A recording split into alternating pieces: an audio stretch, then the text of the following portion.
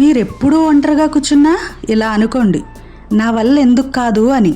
Compare చేసుకోండి ఎవరైతే success అయ్యారో, బెస్ట్ ప్లేస్లో ఉన్నారో వాళ్ళతో. లైక్ నరేంద్ర మోడీ గారు ఒక టీ అమ్ముకునే స్థాయి నుంచి ఇండియా ప్రైమ్ మినిస్టర్ అయ్యే స్థాయికి ఎదిగినప్పుడు నీ వల్ల ఎందుకు కాదు. ఇప్పుడు మనం ఏ దేశానికి వెళ్ళినా ఇండియా అని చెప్తే నరేంద్ర మోడీ గారు పిఎం అదే కదా అని అడిగే స్థాయికి ఎదిగిన వ్యక్తి. ఒకప్పుడు టీ అమ్ముకున్న వ్యక్తి ఇప్పుడు పిఎం అయినప్పుడు నీ వల్ల ఎందుకు కాదు.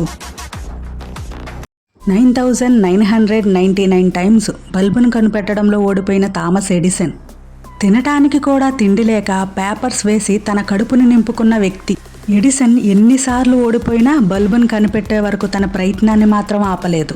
ఎడిసన్ కనిపెట్టిన బల్బ్ వల్లే ఇప్పుడు ప్రపంచం మొత్తం వెలుగుతుంది. తన వల్ల అయినప్పుడు నీ వల్ల ఎందుకు కాదు.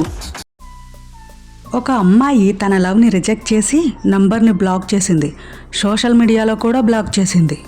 ఆ అబ్బాయి చాలా బాధపడి డిప్రెషన్లోకి వెళ్ళి అక్కడే ఆగకుండా తనని తను మోటివేట్ చేసుకొని ఫేస్బుక్కే CEO అయిన వ్యక్తి. తన వల్ల అయింది, నీ వల్ల ఎందుకు కాదు. మనల్ని అమ్మాయి ఎవరైనా కాదంది అంటే తనల్ని ఏడిపించడం, యాసిడ్ పోయటం ఇదే తెలుసు. కానీ సమాధానం మన సక్సెస్తోనే ఉండాలి. గుర్తుపెట్టుకో, వీళ్ళ వల్ల అయింది, నీ వల్ల ఎందుకు కాదు. అనుకో ఎందుకు కాదు అని, చూద్దాం ఎందుకు కాదో. ఈ వీడియో కంటిన్యూషన్ కావాలి అంటే కామెంట్ చేయండి.